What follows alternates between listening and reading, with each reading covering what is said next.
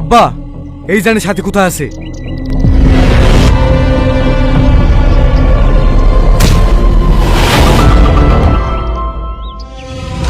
বল আমার মেয়ে কোথায় আছে?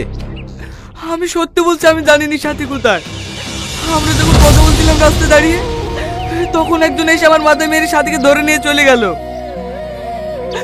বিশ্বাস করেন, তারপর থেকে আমি কিচ্ছু জানিনি এই সাথী কোথায় আছে না আছে।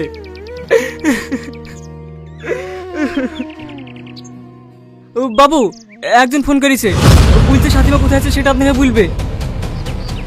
হ্যালো, সেলিম বাবু নাকি? চিনতে পেরেছেন আমাকে? কে বলছিস তুই? হ্যাঁ, এত সহজে ভুলে গেলেন? সামনে আপনার বন্ধুর মেয়ের হাত ধরে টেনেছিলাম বলে পুরো গ্রামবাসীর মাঝে আমাকে জুতোর মালা পরে গ্রাম থেকে বের করে দিয়েছিলেন। মনে পড়ছে আপনার? রাকেশ, তুই কি চাস তুই? এত উত্তেজিত হচ্ছেন কেন সেলিম বাবু? একটু ধৈর্য ধরুন। তুই টাকার জন্য আমার মেয়েকে কিডন্যাপ করেছিস তো? তোর কত টাকা লাগবে বল, আমি এক্ষুনি পাঠিয়ে দিচ্ছি। টাকা?